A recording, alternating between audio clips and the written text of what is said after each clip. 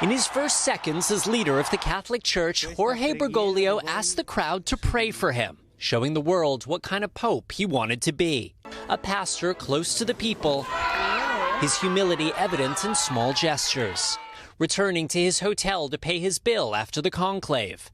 Carrying his own bag, the son of immigrants, Francis made his first trip as Pope to an Italian island, the first port of call for migrants crossing the Mediterranean. On his next trip to Rio de Janeiro for the church's World Youth Day festival, his car took a wrong turn and was mobbed by well-wishers.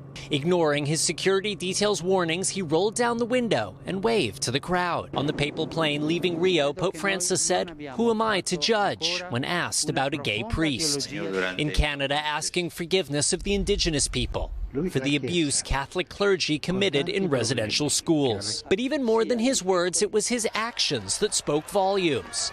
Inviting refugees to join him at the altar in St. Peter's Square.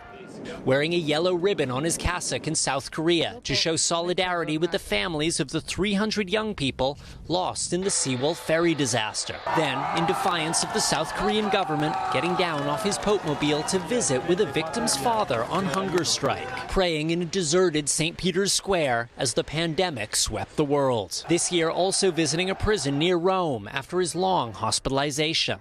And greeting crowds throughout Holy Week, and even yesterday on Easter Sunday. The Pope always took time for lighter moments, whether trying to spin a basketball with the Harlem Globetrotters, wearing a miner's helmet, or sharing the stage with curious children. The boy was nervous to ask if his father, an atheist, was in heaven. "Come and tell me in my ear," Francis says, and consoles him.